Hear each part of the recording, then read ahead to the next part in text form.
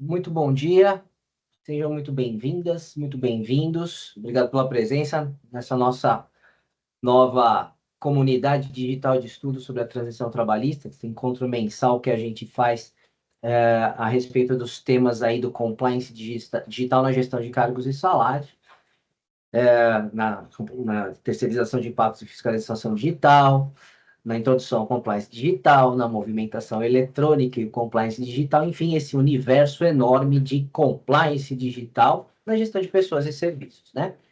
Então, hoje vamos falar um pouquinho sobre essa questão da terceirização e os impactos da fiscalização digital. Terceirização essa que, principalmente desde a reforma trabalhista, é que passou a ter efetivamente uma regulamentação do ponto de vista legal, né? E começou cada vez mais a ser implementada, e a gente acredita que é um fenômeno, entre aspas, que cada vez vai mais crescer, né, como alternativa de contratação, alternativa de mão de obra, principalmente em função dos marketplaces, dos trabalhos por aplicativos, da questão da inteligência artificial, dentre outras questões, tá bom?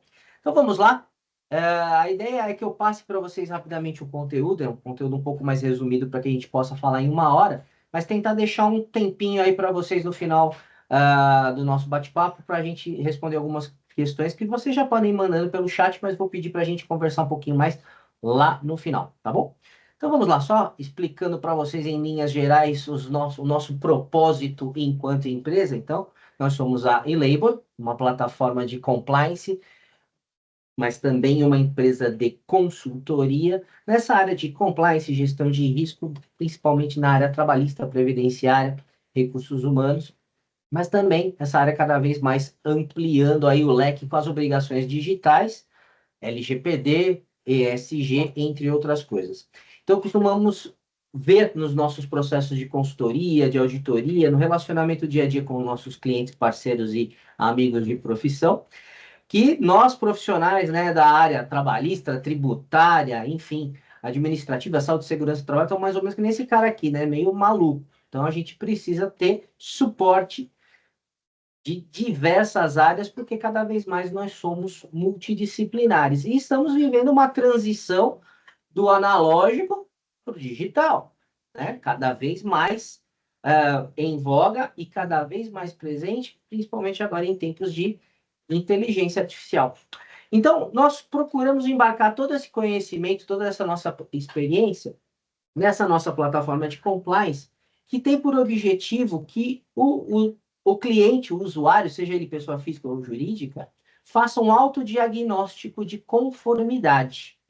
Mas esse autodiagnóstico vem necessariamente precedido de treinamentos, de consultas a uma base de perguntas frequentes, e ele gera um relatório automático que gera uma gestão de projetos para serem sanados. Afinal de contas, cada ponto que foi levantado tem que ser sanado. E aí é que a gente vai procurando dar esse suporte contínuo para vocês, com testes de proficiência, com mentorias, com as ferramentas embarcadas na plataforma, e esses nossos encontros mensais aqui na nossa plataforma, nessa comunidade digital de estudo sobre esse processo que a gente chama de transição trabalhista, mas também com todos os processos embarcados aqui na plataforma. Para quem não me conhece, meu nome é Márcio Anunciato, sou consultor com mais de 30 anos de experiências nessas áreas trabalhista, previdenciária e recursos humanos, também cada vez mais focado nessa área de compliance, empresas nacionais, multinacionais de auditoria e consultoria. Sou administrador de empresas, pós-graduado em gestão de recursos humanos também, e a gente não pode parar de aprender nunca, e aqui a gente está trocando experiências. Recentemente fomos certificados aí como auditor líder em ESG pela BNT. Também temos questões de sistemas de gestão de qualidade, de PO pela FIAP e também pela própria BNT. Também ministramos aulas aí no MBA de Gestão de Departamento Pessoal e Compliance Trabalhista. Também no curso de Gestão Integrada de Saúde Ocupacional e Populacional lá no CEALAG, então voltado aí a questões de médicos do trabalho, técnicos do trabalho nessa área. E também algumas plataformas de AD com mais de 1.700 alunos. Então a gente está sempre aqui procurando aprender, passar o conhecimento, passar ferramentas para a gente tratar sobre esse universo que é o compliance digital trabalhista. E aí, embora a gente fale do trabalhista, parte do trabalhista, mas vai para o compliance, vai para a governança, vai para a tributária, vai para a saúde e segurança, etc. e tal. E hoje o nosso bate-papo é sobre a terceirização e os impactos de fiscalização digital, como a gente já falou. Então, entrando diretamente aí no tema, quais são os conceitos e responsabilidades aí envolvidos na terceirização? Então, o conceito de terceirização, legalmente falando, né, mesclando aí as questões legais, a gente tem o quê? Que considera-se prestação de serviços a terceiros a transferência feita pela contratante da execução de quaisquer de suas atividades, inclusive a atividade principal, e isso é uma inovação trazida pela reforma trabalhista lá em 2017, a pessoa jurídica de direito privado prestadora de serviços, atenção, que possua capacidade econômica compatível com a sua execução. Está escrito aqui a contratação de mão de obra barata? Acho que não. Está escrito aqui contratação para pagar mais barato ou para reduzir custo? Também acho que não, embora possa até acontecer. Está escrito aqui que você pode mandar todo mundo embora e contratar como pessoa jurídica? Acho que também não. Você está terceirizando um serviço especializado com empresas idôneas e com capacidade econômica que prestam serviços a mais clientes no mercado para se concentrar na sua atividade ou naquilo que você entende ser mais importante no seu negócio, se munindo aí de parceiros. Esse é o conceito, esse é o espírito da lei. Comecei a colocar algumas questões aqui que a gente vai falar mais à frente, tá?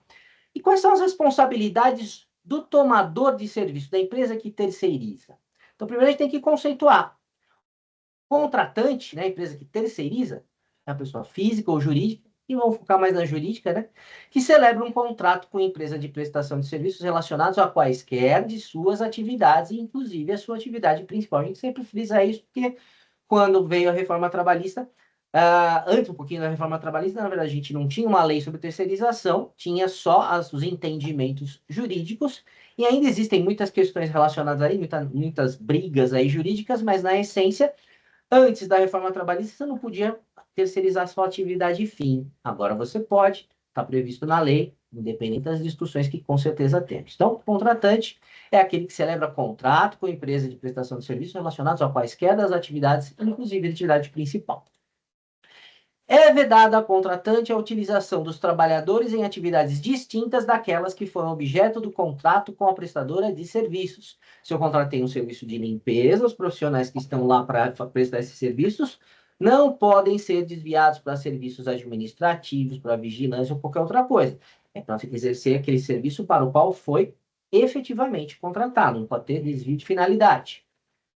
A responsabilidade da contratante é responsabilidade garantir as condições de segurança, higiene e salubridade dos trabalhadores quando o trabalho for realizado em suas dependências ou em local previamente convencionado em contrato.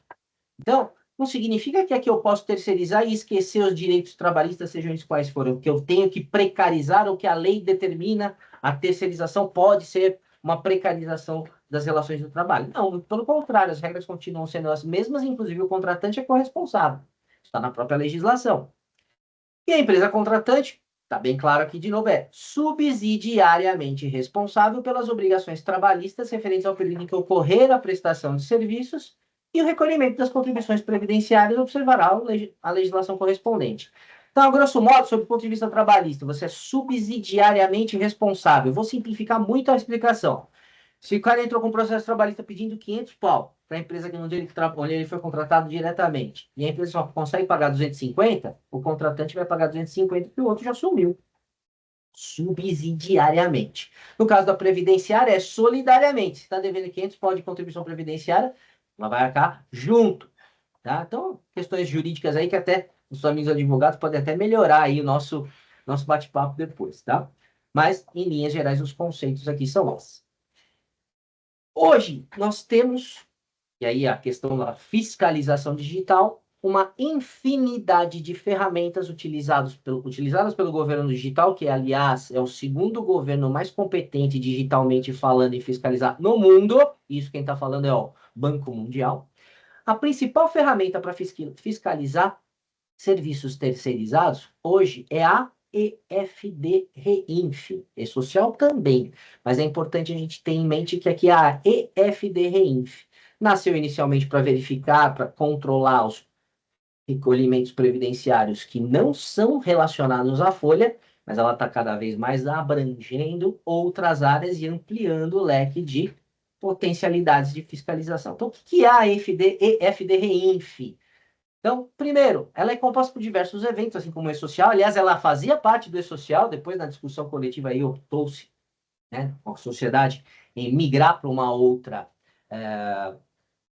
declaração, até porque geralmente cai nas costas aqui da contabilidade, do tributário.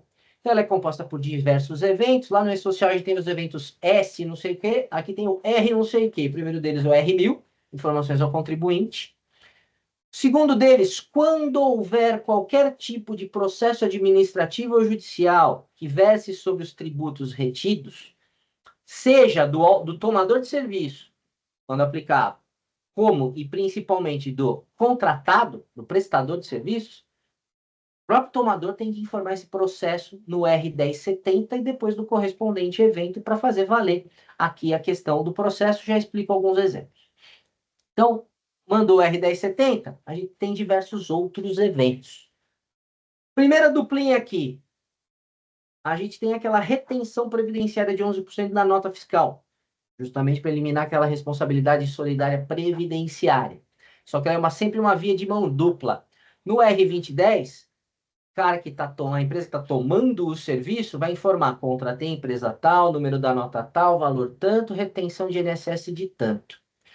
O prestador, de sua vez, por sua vez, vai dizer: verdade, prestei serviço para esse cara, empresa, sofri retenção de 11%, a nota é essa, o valor do INSS é esse. Então, aqui é um cruzamento automático de informações, tanto por quem toma, quanto por quem presta o serviço.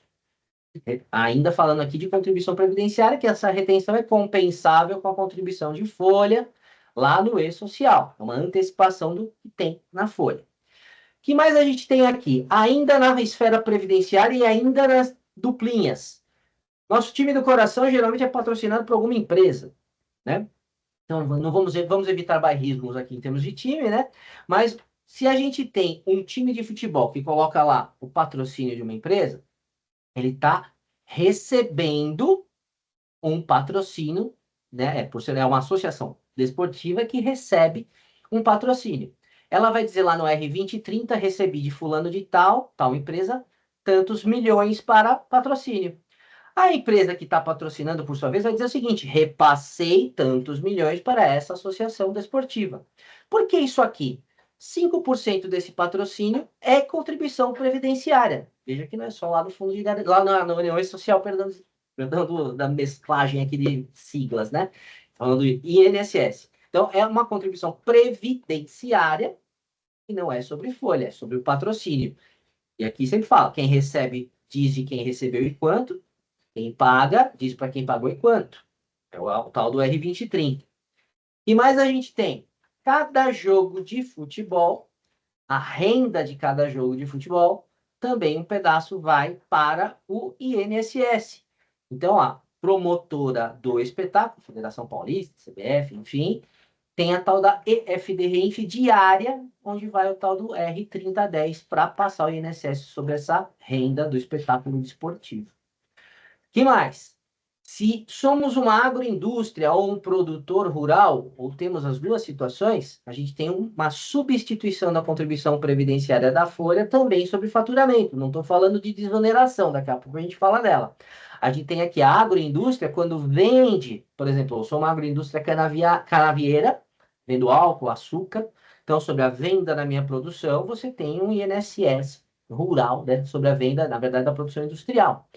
É muito comum as agroindústrias, além da produção própria, comprarem de terceiros, pessoas físicas. E aí a gente tem o R2055, que é a aquisição da produção rural, que vai lá e retém um valor para o INSS e repassa. Se você é uma empresa, nem é uma agroindústria, mas você compra hortaliças de um produtor rural, pessoa física, por exemplo, você também tem que fazer essa retenção, tem que sempre estar atento. Então, aqui ainda estamos falando de contribuição previdenciária que não seja fato gerador de folha. Temos a desoneração da folha, que nada mais é do que a mudança da tributação da folha para o faturamento. Então, a nota fiscal dos serviços sujeitos à desoneração são informados aqui no R2060 para recolher aqueles 4,5%. Aliás, ontem foi aprovado lá o projeto de extinção dessa desoneração progressiva. Então, até 2028, muito provavelmente esse evento na RENF vai deixar de existir, mas já a partir do ano que vem ele vai diminuindo a intensidade das bases, dos valores correspondentes. Que mais? Tudo isso aqui é o braço previdenciário, não folha, que foi o original da EFD-REINF. Então, você vai lá e manda o R2099 e faz o fechamento da REINF, da parte previdenciária. Só que, desde setembro de 23, ela incorporou outros itens, que é a série 4.000, que é independente da Previdência. E aqui vão todos os impostos federais retidos, imposto de renda, contribuição social, COFINS e PIS, que é a tal da série 4.000, mando lá os eventos correspondentes, faz o fechamento, veja que é um evento independente do fechamento da parte previdenciária, mas tudo cai na DCTF Web, que hoje vai todos os recolhimentos de INSS, de terceiros, de impostos retidos em nota, do PIS sobre folha, entre outras coisas. Então, cai lá na DCTF Web. E aqui um adendo. Aqui nestes dois eventos, onde a gente tem a retenção sobre a mão de obra terceirizada, vamos lembrar que isso é uma antecipação do recolhimento da folha, por isso que é compensável. Se é um recolhimento de folha, se os profissionais que foram alocados no cliente estão sujeitos à aposentadoria especial, você tem aquele adicional de RAT, né, que pode ser 6, 9 ou 12% sobre a folha de pagamento. Como eu estou antecipando um pedaço na nota fiscal, e a nota fiscal é 11, nesta situação, não é mais 11%, é 13, 14 ou 15, conforme a exposição. Então, tem um efeito tributário da aposentadoria especial também na nota fiscal que a gente tem que estar atento. A gente vai falar um pouco mais disso lá na frente. Então, essa é a EFD-REINF, que com a entrada dos impostos federais, passou a ter um escopo muito mais amplo, porque passou a ter retenções de impostos federais além do INSS. Pode acontecer de eu ter hoje empresas que eu contrato onde eu só tenho retenções de impostos federais e não de INSS. Então, ampliou o leque, veja que eu começo a ter uma fiscalização indireta, não só da questão tributária, como de outras questões da legalidade dessa terceirização. Tá? Vamos lá. Qual a correlação da REINF com o E-Social? É total. Lembra que ela, inclusive, era um pedaço do E-Social, depois migrou. Então, vamos imaginar o seguinte, uma empresa de construção civil, quando ela emite a nota fiscal, ela está mandando aqui na nota fiscal o valor da mão de obra alocada, que está lá no E-Social. Então, ela está mandando o E-Social, está vinculando ao Cadastro Nacional de Obras, está vinculando ao CNPJ da empresa que está contratando ela. Então, todo o valor da nota fiscal relacionada a salários tem que estar coerente com o que foi enviado. Claro, não abre o que é salário na nota fiscal, mas ela tem que ter um valor suficiente para cobrir o que está no salário que você está mandando lá no E-Social. Afinal de contas, você está vinculando os funcionários também na obra, nesse exemplo, ou no tomador de serviço. Claro, aqui ela vai colocar na nota fiscal os materiais, os equipamentos e o lucro dela, obviamente. E aí ela manda a nota fiscal, faz a retenção de INSS sobre a mão de obra, a gente já vai falar aqui, e manda na EFD-REINF dizendo essa nota fiscal, ó, prestei serviço para você. Vamos supor que ela está prestando serviço para um hospital. O hospital, ao receber essa nota fiscal, tem que verificar, vai mandar os 11% retido aqui, que tem que bater com o 2020 que ela mandou, né? Então, lembra aquela duplinha. E óbvio, como tem que ter todo o controle trabalhista, todo o controle vinculado aí à responsabilidade subsidiária e também, enfim, para fins de fiscalização, obviamente, ela tem que ver se essa nota fiscal foi suficiente para pagar a folha. Já tem que estar tendo controle relacionado a isso. Se não for, pode ter um indício aí de problema. Então, é importante ter toda essa visão, de novo, multidisciplinar. Ok? Então, essa é a correlação mais objetiva aí da REINF com o E-Social. O que mais a gente tem? A tal da retenção previdenciária. Por que isso existe? Na prática, lá em 98, já entreguei a minha idade, né? Não tinha essa retenção de 11% de INSS. Mas o que aconteceu? Lá em 98, todas as empresas foram promovidas a fiscal do trabalho, a fiscal da Previdência, sem ganhar um tostão por isso, sem ganhar estabilidade, sem passar em concurso público, sem fazer nada. Por quê? Tem que reter os 11%. Se as empresas contratadas registram normalmente seus funcionários, tudo bonitinho, ela não vai sofrer para compensar. E foi aí o pulo do gato. Como tinha muita empresa que não registrava ninguém, ou pagava um monte de coisa por fora, cá entre nós, acabou fazendo essa retenção na nota, ou seja, pegou no bolso e usou um monte de fiscal, que é a iniciativa privada para fazer isso. Então, retém, recolhe no nome do prestador, e o prestador, se está tudo ok, vai lá e compensa bonitinho. Senão, vai ficar com crédito para ir gerenciando. Quando surgiu a tal da desoneração da folha de pagamento, caiu a incidência sobre folha de pagamento. Então, o que normalmente é 11%, para não dar um impacto financeiro muito maior, virou 3,5%. Então, se a empresa que a gente contratou estiver na desoneração, eu vou lá e retém 3,5% para ela continuar conseguindo compensar. De novo, como acabou de sair aí a transitoriedade para o fim da desoneração, é certo que nos próximos anos, como vai voltar paulatinamente a contribuição da folha, que essa retenção vai voltar paulatinamente até os 11%. Isso, sem dúvida nenhuma, vai acontecer escalonamente. Então, a gente deve ter mudanças aí nas instruções normativas em função dessa lei que foi votada na Câmara ontem, tá bom? Bom, só que aí, para fazer esta retenção corretamente, a gente já tem que começar a entrar na seara de alguns conceitos. Aqui, o que é cessão de mão de obra e o que é empreitada. Então, a gente tem lá na legislação previdenciária dizendo o seguinte, ó, cessão de mão de obra é a alocação à disposição da empresa contratante em suas dependências ou nas de terceiros de trabalhadores que realizem serviços contínuos relacionados ou não com sua atividade fim, quaisquer que seja a natureza, forma de contratação, inclusive por meio do trabalho temporário na forma da Lei 6.019/74, que foi ampliada com a reforma trabalhista também, abarcando a terceirização. Então, cessão de mão de obra é serviço contínuo. Eu preciso deste serviço sempre. Eu não posso, por exemplo, prescindir de uma limpeza. Se eu terceirizo, eu vou precisar da limpeza sempre. Porém, a empreitada é a execução contratualmente estabelecida de tarefa, de obra ou de serviço por preço ajustado, com ou sem fornecimento de material ou uso de equipamentos que podem ou não ser utilizados, realizada nas dependências da empresa contratante, nas de terceiros ou na da empresa contratada, tendo como objeto um resultado pretendido. Enquanto a cessão é uma necessidade contínua, a empreitada tem início, meio e fim. O exemplo da limpeza pode se encaixar nas duas situações? Pode. Eu posso precisar de uma limpeza na minha empresa, de limpeza contínua, obviamente, na minha empresa, e opto por terceirizar.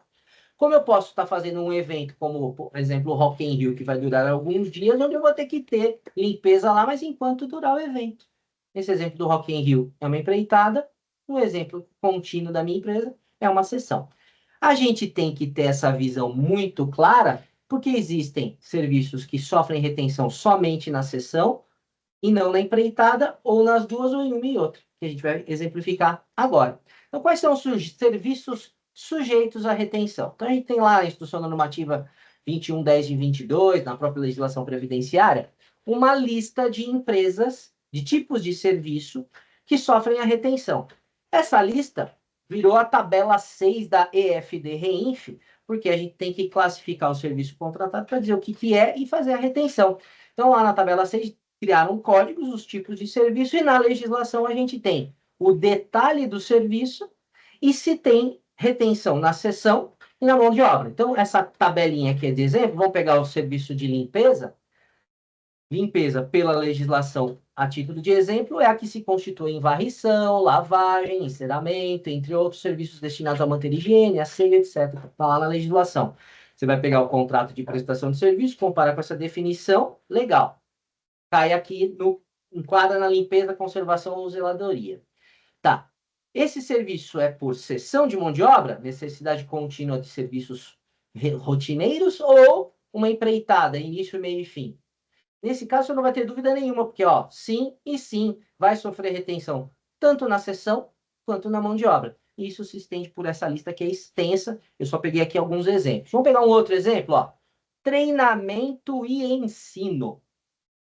Pela legislação, é considerado um conjunto de serviços envolvidos na transmissão de conhecimento para instrução ou para capacitação de pessoas. Legal. Pô, quer dizer, então, que qualquer treinamento que eu contratar, haverá retenção de INSS? Putz, eu tô com o cabelo em pé, então, porque eu não faço. Por que que não faz? Porque só vai sofrer retenção de INSS na cessão de mão de obra, serviços contínuos. Então, eu resolvi terceirizar todo o serviço de desenvolvimento humano dentro da minha organização, meu departamento de DHO. Vai lá, vai olhar toda a necessidade de treinamento, vai montar os treinamentos, vai fazer a agenda, todo mundo vai seguir, é uma necessidade contínua feita por um terceirizado. Esse tipo de situação no treinamento e ensino tem retenção de INSS. Agora, contratei um treinamento específico para disseminar as práticas de proteção de dados dentro da minha empresa ou para esclarecer as questões ambientais, sociais de governança, o tal do ESG na minha empresa. Pontual. Vim, fez, in company, foi embora. Uma empreitada, início, meio e fim. Não tem retenção. Então, note, não dá para simplesmente receber a nota fiscal, aceitar o que está lá. E pode acontecer, e não raro isso acontece, da gente receber a nota fiscal, não ter retenção, passar batido. A responsabilidade pela retenção é de quem toma o serviço, muito embora a nota venha pronta. Então, a gente deve sim receber uma nota, entender o que tem retenção, vai lá e desconta, mesmo que não tiver destacado da nota. Fala com seu fornecedor, óbvio, pede para trocar a nota, ajustar, cancelar, melhor.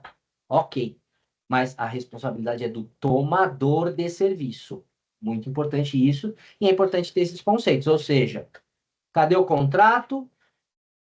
Está no rol de empresas listadas, de serviços listados de retenção, está sim ou não? É cessão ou é empreitada? E aí você define a retenção ou não. E aí, a gente também se depara com algumas situações de terceirização que não são necessariamente empresa ou é uma situação híbrida. Então, como o autônomo, que é pessoa física, empresa optante pelo simples, que é uma empresa, e os microempreendedores individuais, que é meio que uma bola dividida, embora seja uma empresa. Então, vou falar rapidamente sobre essas questões. Então, um autônomo é uma pessoa física, mas que não tem relação de emprego, não tem vínculo empregatício, não tem subordinação hierárquica. Então, se é um autônomo, é regido pela lei civil, pelo Código Civil, sempre recomendável ter um contrato com o autônomo, é sempre importante, qualquer relação civil ter um contrato. E sobre o autônomo, a gente tem, então, uma tributação inferior quando comparado ao funcionário. Você tem 20% de INSS patronal, você retém 11% da remuneração limitada ao teto, retém o imposto de renda na tabela progressiva do mesmo jeito. Dependendo, se não tiver inscrição na prefeitura, e aí tem que ver prefeitura por prefeitura, você tem que fazer a retenção do imposto sobre serviços. E isso vai lá na folha de pagamento, no e-social, sem problema nenhum. Tem algumas peculiaridades quando a gente contrata um serviço de transporte, como boa parte do custo dele é o caminhão, combustível e manutenção. Se ele recebe um frete se a gente contratou um frete de R$ 1.000, a base de cálculo é 20% disso, ou seja, R$ 200. E sobre esses 200 é que vai incidir INSS, a retenção, patronal, o SEST e SENAT, que são órgãos terceiros relacionados aí ao transporte, que é 2,5 aí no total, e também imposto de renda. Só que o imposto de renda tem uma redução de base diferente. Se for transporte de carga, 10% do frete. Então é R$ 1.000, a base seria 100, nesse exemplo não vai ter IR. Se for transporte de passageiros, 60%, R$ 600 também não vai ter IR, não atingiu a tabela progressiva. Olha quanta coisa a gente tem que pensar, só falando no autônomo, que nem é o foco principal nosso, mas não deixa de ser uma terceirização de serviço. Quando a gente vê uma empresa optante pelo simples, uma empresa de pequeno porte, optante pelo simples, a gente tem que tomar muito cuidado, porque o simples está longe de ser simples quando a gente fala em enquadramento de legislação. Se a empresa é do simples, mas presta serviços de construção, vigilância, limpeza ou conservação, que é muito forte em mão de obra, ambas as situações, ela está no simples para os outros impostos, lá ISS, IR, PIS, sei lá. Não está para o INSS. Então, ela vai sofrer retenção de 11% sim sobre o INSS e vai recolher integralmente sobre a folha de pagamento sim. Então, nossos tomadores têm que tomar muito cuidado com isso. Cuidado redobrado tem que ser tomado com o microempreendedor individual, que é uma pessoa jurídica, mas com uma legislação específica. Tem aquela questão de pessoa jurídica que tem que ter um faturamento limitado a 81 mil por ano, ou 250 mil por ano se for é transportador autônomo de carga, que não participe de sócio administrador em nenhum outro lugar, que só pode ter no máximo um empregado e que tenha realmente toda a autonomia. Ela vai recolher um impostinho mínimo aqui de 5% aí do salário mínimo ou 12% do salário mínimo a fim de previdência, ICMS se a atividade assim o requerer, ou ISS. Só que nós, como tomadores de serviço de MEI, se o MEI prestar serviço de hidráulica, elétrica, pintura, alvenaria, carpintaria, tudo isso aqui muito focado, por exemplo, em construção civil, mas também manutenção ou reparo de veículos, oficina, esse tipo de situação, este MEI, empresa legalmente constituída, legislação específica, tem que ter o tratamento de um contribuinte individual, como se fosse um autônomo. Ou seja, chegou nota fiscal desses serviços e apenas desses serviços na condição de MEI, vai lá para o E-Social. Eu vou recolher 20% de INSS sobre a nota fiscal. Eu vou recolher, não vou reter. E não vou reter os 11% porque ele já está recolhendo como MEI. Olha a situação híbrida. É um autônomo, só que não. Agora, como em qualquer situação de autônomo, de simples, de MEI e de qualquer empresa contratada para prestar serviço, o contrato de trabalho ou contrato de prestação de serviço é um contrato realidade. Posso fazer o contrato de prestação de serviço mais lindo e maravilhoso do mundo. Se eu estiver fazendo, se estiverem presentes as relações de emprego, subordinação, horário, blá, blá, blá, blá, blá, salário, mesmo valor, uma 13ª nota, ou ela dobrada em dezembro, coisa do tipo, ou cartão de visita, telefone, local específico para fazer, nota fiscal 1, 2, 3, 4, 5. Claro que cada caso é um caso, atenção. Isso é entendido, desculpe o termo forte, como fraude, a tal da pejotização. Dá para colocar tudo no mesmo balaio? Claro que não, cada caso é um caso, e não significa que todo PJ tem vínculo e vai ser autuado. Cada caso é um caso, mas lembra que a gente acabou de ver que a REINF ampliou o escopo? Se eu presto serviços de consultoria para um cliente meu, eu sofro retenção de INSS? Não. Mas eu sofro retenção de imposto de renda, de PIS e de COFINS. Se eu mando a nota fiscal 1, 2, 3, 4, 5, estou sempre lá, minha catraca está lá, estou entrando às 8, saindo às 18. Eu sou realmente um serviço terceirizado? Ou eu presto serviço de vínculo, com características de vínculo empregatício para esse cliente? Agora eu vejo na RENF, enquanto eu não tinha a questão quando eu só tinha INSS na REINF, eu não via, porque eu não tinha retenção. Agora eu vejo, tá? Olha o subproduto. Não é só questão de simplificar a arrecadação jogando lá na DCTF. Você está vendo aí o dia a dia. Ok? Importante ter isso em mente. Que mais? Como é que a gente, então, apura a base de cálculo da retenção? Lembra? Contratei um serviço terceirizado, tá lá no rol de empresas de serviços que têm que sofrer retenção previdenciária, vi se é sessão ou se é empreitada, agora eu vou tributar. Vou fazer a retenção. Então, fizemos aqui um quadrinho para explicar essa questão. Porque a retenção não é uma antecipação da folha. Ela não tem que incidir sobre lucro, ela não tem que incidir sobre equipamento, ela não tem que incidir sobre material. Só que aí você tem uma regra. O contrato de prestação de serviço é o que manda. Então, como é que isso aqui funciona? Pega o contrato de prestação de serviços e analisa. Tem previsão de materiais e equipamentos? Tem. Está discriminado os valores do contrato? De material, equipamento, mão de obra? Tá. Quando vem a nota fiscal, eu discrimino os valores de material, equipamento, mão de obra? Sim. Então, o valor efetivo da mão de obra é o que vai ser a base de cálculo de retenção de INSS. Então, a grosso modo, se eu fizer uma mentira perfeita no contrato dizendo que é 1 milhão, R$ 1 é mão de obra, 999.999 é material e equipamento, eu discriminei bonitinho no contrato e na nota fiscal, em tese, para fins previdenciários, a mentira está perfeita, vai incidir 11% sobre R$ 1. Nesse caso, nem vai dar, porque não vai dar os R$ 10. Claro que eu não estou incentivando isso, né, gente? Mas a mensagem que eu quero dar aqui é o seguinte: tem que estar muito bem detalhado no contrato e na nota. Construção civil tem muito isso. Você tem um contratão fechado, por exemplo, de empreitada, mas que é trabalhado por medições. Você tem que colocar no relato, no contrato, que a medição é parte integrante do contrato, anexa essa medição na nota fiscal, e a base da nota fiscal tem que indicar. E a medição também, né? O que é mão de obra, o que é material, o que é equipamento, para incidir 11% sobre o que é mão de obra. Agora, se o teu contrato prevê material e equipamento, mas não menciona valores, ainda que você tenha mencionado bonitinho na nota fiscal, a tua base é no mínimo 50%, porque você não colocou no contrato. Agora, se o teu contrato não menciona a previsão de equipamentos e materiais, não discrimina valores, ou seja, você nem tem contrato, mas a tua nota fiscal é perfeita, ela trouxe tudo bonitinho. Problema teu, retenção vai ser sobre tudo. Tomador é responsável. Não pode aceitar uma nota que não seja sobre retenção superior, é inferior a tudo.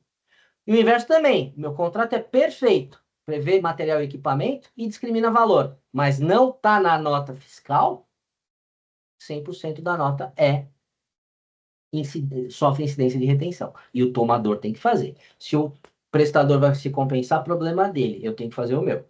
Tem algumas nuances aqui, como limpeza hospitalar, drenagem, etc. Mas, na essência, essa tabelinha ajuda muito. Então, dá para o tributário, quando receber a nota, pura e simplesmente adotar o mesmo raciocínio que ele tem, por exemplo, de ISS ou de impostos federais para a Conferência da Previdência? Não. Ele tem que ter acesso ao contrato de alguma maneira. Ah, é confidencial, não tem o sistema? Adequa seu processo. Ok?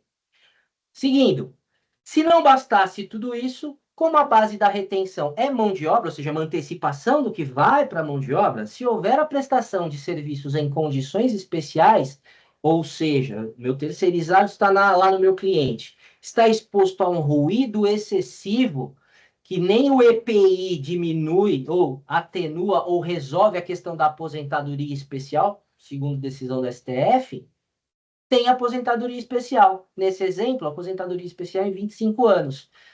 Sobre o salário dele, tem que ter um adicional de INSS, né, adicional de aposentadoria especial, de 6%. Só que ele está no cliente. Eu estou mandando a nota. Esse 6% também tem que refletir aqui na nota fiscal. Como ele tem direito, nesse exemplo do ruído, a uma aposentadoria de 25 anos de trabalho, a retenção vai ser 13%, não 11%. Agora, se essa empresa, além de tudo, está na desoneração, não é mais 3,5%, é 5,5%. Ou seja, eu tenho que saber se tem ruído, se não tem, se está na desoneração, se não está, para poder cobrar isso aqui. E, de novo, de quem é a responsabilidade? Do tomador. Não pode aceitar pura e simplesmente o que está na nota, tem que checar. Isso tem que pedir o perfil profissiográfico previdenciário, que hoje já está no E-Social, lá no evento 2240. Enfim, tem uma série de questões que tem que ser feitas para identificar isso. Veja que tem efeito no tributário, na retenção. Ok? E como é que eu caracterizo essas condições especiais? Como é que sai o PPP? Na verdade, a gente tem a NR1, que dá as diretrizes sobre as questões gerais de gerenciamento de riscos ocupacionais. Lá pelas tantas, ela diz o seguinte: ó, as organizações contratantes devem fornecer às contratadas informações sobre os riscos ocupacionais sob sua gestão. Ó, vou contratar serviço de limpeza. Aqui vocês vão encontrar o ruído, tá bom? Tá aqui no meu PGR. Considera isso na hora de montar seu orçamento, porque vai ter aposentadoria especial. Eu, empresa de limpeza, tenho que receber isso e avisar o seguinte, ó, legal, só que eu tenho um tipo de limpeza especial que eu tô levando um monte de produto químico aí também, que a gente vai ter que estudar lá onde eu vou prestar meu serviço, se esse produto químico não vai afetar o teu pessoal. Olha aqui, ó. As organizações contratadas devem fornecer ao contratante o inventário de riscos ocupacionais específicos das suas atividades, que são realizadas nas dependências do contratante. Ou seja, isso vai no programa de gerenciamento de riscos, no laudo técnico de condições ambientais do trabalho, é monitorado pelo programa de controle médico e saúde ocupacional, etc. Ou seja, eu falei que tem o tributário na jogada, eu falei que tem o RH na jogada, eu falei que tem a saúde e segurança na jogada, e óbvio, tudo isso tem que ser tratado no processo de contratação, antes de contratar. Logo, eu tenho jurídico no contrato e tenho suprimentos ou a área de compras. Ó, a questão multidisciplinar para a coisa acontecer. Não tem como ser diferente. Você fechar os olhos para isso significa Deus proverá. Você tem um monte de fiscalização eletrônica e nem rezando, fazendo vela de 100 anos lá e rezando, você vai escapar, o computador vai indicar. Não tem como. Se não bastasse, como eu disse, tem o R4000, que traz um monte de outras coisas. Então, desde setembro de 23, além do INSS, todos os impostos federais têm que ser informados na EFD-REINF. Então, sob o ponto de vista operacional, veja que beleza. Às vezes, uma mesma nota fiscal vai entrar na REINF de um mês e de outro. Por quê? Fato gerador da Previdência, que vai no R2010, é a data da emissão da nota. Então, o INSS retido, você olha a data de emissão, independente se você pagou 2 meses depois. Já os impostos federais, é na data do pagamento ou da contabilização, que acontecer primeiro. Então, se aqui vence em 5 de outubro, vai na REINF de outubro, tudo que diz respeito a IR, Contribuição Social, COFINS e PIS. Só que, se eu emitir a nota em setembro, o INSS vai na REINF do mês de setembro, a mesma nota fiscal. E tudo isso também veio à tona para substituir a DIRF, assim como o próprio E-Social. Então, todos os impostos retidos mês a mês aí na REINF, todos os impostos retidos de funcionário, autônomo, diretor, etc., no E-Social, a partir de janeiro de 25, morreu a DIRF, pensando em 26, já era para ter acontecido esse ano, prorrogou, tá? Então, lembra que quando a gente fala de impostos federais, o que você envia aqui é tudo que você pagou, creditou, entregou, empregou ou remeteu de grana. Não, sua fonte paga, você como fonte pagador de pessoa física ou jurídica, mandou um beneficiário pessoa física ou jurídica, mesmo sem retenção de imposto de renda, lembra que você pode não ter retenção, pode ter um monte de dedução, você tem que fazer a declaração de ajuste anual para ver se tem o residual ou não, por isso que mesmo sem retenção você tem que informar na REINF. Ou seja, não se restringe às notas fiscais, é pagamento, recibo, papel de pão, Pix, seja o que for. Ah, você tem que ver operação por operação.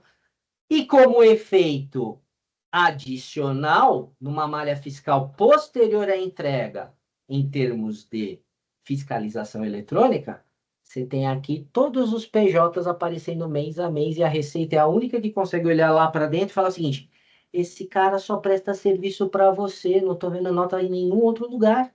Vamos dar uma olhadinha? Isso não vai impedir o envio da renda. Isso vai servir como subproduto de fiscalização eletrônica, cada vez mais sendo utilizados esses dados das diversas declarações com o apoio de inteligência artificial para identificar estas questões. Importante notar isso. Bom, está tudo interligado, tudo isso acontece ao mesmo tempo. Então, vamos imaginar o seguinte: você é um hospital, está fazendo uma expansão e está terceirizando a parte de limpeza. Então, tá aí, ó. Vou cotar uma empresa de prestação de serviço de construção e uma empresa de limpeza. Eu, hospital, quando estou definindo tudo isso, eu estou admitindo meus funcionários e cada empresa aqui está vivendo sua vida admitindo seus funcionários. Como eu vou fazer uma obra, eu tenho que criar um estabelecimento e obra lá no E-Social, porque eu vou ter meus funcionários gerenciando, etc. E eu tenho que avisar que o prestador de construção civil vai ter que abrir o CNO aqui nessa minha obra, dependendo da situação, e que o prestador de serviço de limpeza também tem que considerar o meu hospital aqui para alocar os funcionários dele. Tem que criar as lotações tributárias para dizer qual é a tributação. Tem que avisar os fatores de risco para ver se tem, por exemplo, ruído lá da aposentadoria especial. E cada um vai fechar a folha depois de receber esse monte de informação. Vai levantar o faturamento e vai emitir a nota. Aqui a de construção, aqui de limpeza, e o hospital vai falar: a verdade, recebi sua nota e com essas retenções de previdência, olha aqui o cruzamento triplo, e impostos federais. Tudo isso aqui é REINF, mas para a REINF acontecer bonitinho, tem que ter acontecido antes e depois o E-Social, porque eu tenho que monitorar a saúde dos funcionários que estão alocados. Se tiver acidente, eu tenho que mandar o comunicado de acidente de trabalho, e isso está no E-Social. Isso é um mapinha do inferno. E tem um mapa do inferno maior. Quem já viu Segurança e Medicina trabalha com a gente, tá lá no canal do YouTube que eu convido vocês a acompanhar. Então, tudo isso acontece ao mesmo tempo, gente. E tá tudo interdependente. Então, você não manda um monte de coisa no E-Social, não manda um monte de coisa na RINF, vai lá no portal do ECAC e vai mandar DCTF Web. Então, caiu tudo aqui. Com tudo que eu falei, dá para fechar a REINF sem conversar com o RH, com saúde e segurança no processo como um todo? Isso se chama gestão da mensageria. Não dá para deixar na mão de um só. Tem que ter um processo de conferência, por melhor que seja o seu sistema. Vai lá, emite o DARF. Vem aí, todo feliz, faceiro e contente, com código de barra, agora tem código do Pix, né, para pagar. Não é na DCTF, mas também o mesmo processo, vai lá no FGTS Digital e você gera o FGTS Digital. Tudo cai aqui, mas para tudo cair aqui certinho, olha quanta coisa aconteceu antes em termos de processo. Logo, se a gente não pensar na terceirização desde o instante zero da cotação, a gente vai contratar passivos ocultos e vai ter efeitos econômicos nocivos nesse processo. Por quê? Vamos pegar um exemplo?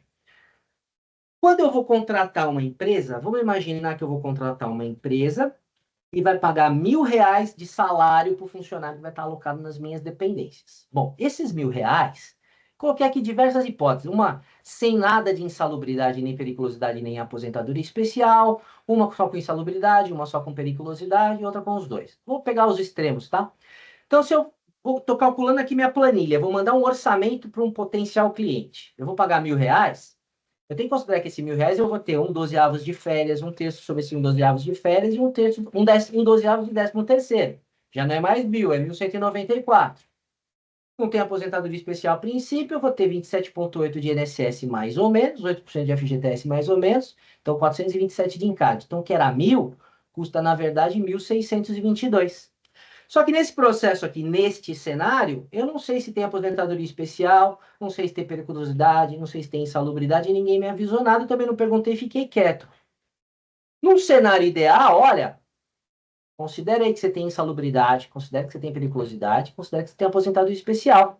Então, nesse mesmo cenário, como eu estou pagando insalubridade e periculosidade e tem efeito cascata, tem que somar no salário, calcular o reflexo em férias 13º, calcular o reflexo em aposentadoria especial, calcular o reflexo no encargo. Então, o que era 1.000 virou 2.500, não é mais 1.600. Só que aqui eu estou vendo só o componente principal da minha mão de obra. Cai um pouquinho. Quanto é que eu vou cobrar, então, do meu cliente? Faz a conta que é o contrário. Eu tenho mais 1.000 de material e equipamento. Mão de obra que eu já calculei 1.600 aqui ou 2.500 aqui. Eu tenho mais equipamentos de proteção de 1.000. Então, minha base de cálculo aqui de cobrança é de 3.600. Como eu sou fominha, quero ter 30% de margem de lucro, mais 1.000. Então, virou 4.700. Como eu também não vou arcar com imposto nenhum, vou fazer o cálculo ao contrário, minha carga tributária é 17%, mais 964, então aqui eu vou mandar um orçamento de 5.673. Só que eu não sabia, não me avisaram, fingi de morto da insalubridade, da periculosidade, da aposentadoria especial. Se eu tivesse tido esse dado antes, na verdade, meu orçamento era 7.110. Pô, 25% a mais do que um cenário padrão. Aqui nem passava por compras, porque o compras quer reduzir o negócio, quer ganhar em cima do que ele consegue reduzir, e tá tudo ok. Tem que olhar isso mesmo. Só que aqui você está contratando um passivo trabalhista, mês a mês, que vai voltar a cavalo daqui 2, 3 anos, com juros, multa, dano moral, entre outras questões, muito mais caro. Sem contar o negócio que está tendo lá no judiciário, que se chama-se litigância predatória, está sendo monitorada por um sistema integrado do judiciário, indicando o seguinte: começa a montar uma jurisprudência da sua empresa. Ah, a sua empresa está sempre tendo ações judiciais aqui de terceirizado, fazendo um monte de acordo, você está me onerando enquanto justiça, vou fiscalizar você, fora toda a questão eletrônica do que está sendo feito. O negócio é feio, gente, é tudo cruzado. Então, muita atenção. Então, isso aqui tem que ser feito muito antes. E, claro, o financeiro, lá, o financeiro não, os suprimentos, compras, contratos, tem que ter a visão da questão mais econômica, mais barata, sem perder de vista os riscos, o compliance, a boa prática de gestão. Ok? Muito bem. Quais são os setores afetados, então, na gestão de terceiro? Toda a galera. Recursos humanos, sim, indiretamente. Tem cuidado de dentro de casa, mas tem que olhar para fora. Tributário, se não tiver apoio de segurança do trabalho, de jurídico, de TI, vai aceitar a nota e vai para a esteira de processamento. Doméstica já está no social há muito tempo, mas às vezes cai até no tributário, no RH faz a doméstica do chefe, né? Não? Enfim. Terceirização também. Se eu tiver todo esse serviço terceirizado, eu tenho que ter essa comunicação também com eles. E como eu disse, a área de compras tem que tratar disso na largada. Se eu não tratar na largada, o jogo andando, fica difícil de resolver. Ok? Se não bastasse tudo isso, a construção civil tem uma peculiaridade, que aqui merece até um bate-papo mais específico, mas em função do tempo não vai dar. Mas é importante que vocês tenham em mente que a construção civil começa devendo. Mas devendo por quê? Bom, primeiro você tem que avisar a prefeitura, tem que pedir autorização para a prefeitura para fazer a obra. Uma vez autorizado, você tem que tirar o Cadastro Nacional de Obra. Lembrando que a prefeitura tem que avisar eletronicamente lá o INSS. Se você não fizer o seu CNO de livre e espontânea vontade, ele te manda para o aviãozinho eletrônico com uma multa. Abriu o CNO, você tem que alocar toda a galera nesta obra. Posso ter um monte, 20 empresas lá no meio. Então, quem é o dono do CNO tem que controlar essas 20 empresas, avisar, ó, no teu e-social, vincula ao CNO esses funcionários, lá na RENF também, beleza? Vai rodando a obra. Terminou a obra, vai lá na prefeitura, encerra o alvará, pede autorização para usar o tal do habite-se. Conseguiu o habite-se, pega todo o e-social, CNO, vai lá e regulariza a obra lá no Serviço Eletrônico de Regularização de Obra. Que aqui ele vai fazendo o seguinte, você construiu quantos metros quadrados? Tá, então aqui pelo custo unitário básico e várias métricas, eu estimo que o teu custo de obra é tanto, logo eu tenho que ter uma mão de obra de tanto, mais ou menos, no teu e-social. Então, você vai depositando salários aqui no e-social. Você começou devendo isso, vai encontrando aqui. Se não encontrar, você tem que explicar muito bem por que tem de diferente para poder tirar a certidão negativa de débito e registrar a sua obra lá no registro do cartório de imóveis. Isso aqui é papo para muito chopp e não dá tempo da gente esmiuçar mais, mas isso aqui, inclusive, é uma figura que está lá no próprio site da Receita Federal nos procedimentos para verbação de obras. Legal? Bom, vocês viram que tem uma pancada de coisa, só falando de terceirização. Então, nesse sentido, a gente procurou embarcar toda a nossa experiência de mais de 30 anos num curso que a gente está lançando agora de formação de consultores de compliance digital trabalhista. Se você é consultor, pretende ser, se você está dentro da empresa e é um consultor interno, ou mesmo um profissional dentro de todas essas áreas que eu te falei, e quer agir como um agente de mudança, a gente te convida a acompanhar essa questão das mudanças nas obrigações trabalhistas, na obrigação relacionada ao compliance, cada vez mais evidente, e combinando todas essas questões de E-Social, REINF, DCTF Web, LGPD e ESG, que está intimamente ligada com o RH. ESG é muito RH? Sim, é transversal, tem muitas questões, governança manda muito, mas o RH tem um papel muito importante e a gente fala disso nesse curso. São 32 horas de curso ao vivo, e nesse curso você vai ter a capacitação prática focada nas demandas reais de mercado, acesso à nossa plataforma digital com esse conteúdo todo gravado por 12 meses, licença de uso da plataforma para você já ir fazendo a sua consultoria na nossa plataforma, embutida no próprio curso. Ou seja, o curso ao vivo, mantém ele gravado e tem todo embarcado lá as trilhas de compliance, ferramenta de gestão de projetos, etc. Então, e certificação relacionada a isso. Então, eu vou passar para vocês aqui no chat o link para que vocês tenham mais informações, tá? Como vocês participaram aqui com a gente vai também passar para vocês essa apresentação, tá? Por e-mail junto com esse link. E reforço aqui o convite para conhecerem esse nosso curso, que começa em 2 de outubro e vai até 3 de novembro, segundas e quartas à noite, tá bom? Mais detalhes aqui no link. Deixa eu bater o olho aqui no chat. Eu corri um pouquinho, a gente ficou 4 minutos para a gente conversar, mas vamos lá. Cleonice, você perguntou se isso significa que a prestadora de serviços deve possuir KNAI compatível com o KNAI da contratante. Depende, né? Se você está contratando uma atividade, está terceirizando a sua atividade fim, a tendência é que tenha, mas não é uma verdade absoluta e isso não tem um impacto muito maior, não. Como eu disse, antes da própria legislação, você não podia, na verdade, terceirizar a sua atividade fim. Com a legislação agora você pode. De novo, não pense em contratar PJ. Pense em contratar um serviço especializado que vai te ajudar por conta dessa especialização. Essa é a ideia, tá bom? Gente, se tiverem dúvida, fiquem à vontade, por favor, de colocar aqui no chat. reforçando para vocês, a nossa plataforma que está aqui nesse curso de formação de consultores, vocês já até podem testar gratuitamente lá no nosso site, elaborbr.com. Ela é composta do seguinte: todos os conteúdos, são 12 módulos aí que põem essa formação de consultores de compliance digital, todos gravados. Você tem a prova de certificação para consolidar esse seu entendimento, teu certificado de participação após a realização da prova, e as trilhas de compliance. Opa, acabei clicando no site. Mas eu estou falando das trilhas de compliance aqui. Essas trilhas é o autodiagnóstico, onde a gente vai te propondo um monte de pergunta e você vai respondendo sim e não. Se não, se a resposta é não, já vira um relatório, um ponto de atenção com uma sugestão de tarefa. Se é sim, significa que está em conformidade, mas você tem que provar. Como se fosse lá o domicílio eletrônico trabalhista. Você vai ter que colocar lá a prova, a evidência, para que a gente possa avaliar com você se está correto ou não. Isso gera uma gestão de projeto e você conta, além dos cursos, com uma base de perguntas frequentes, central de ajuda via chamada e videoconferência e alguns aplicativos que a gente vem desenvolvendo para te ajudar aí no dia a dia, tá bom?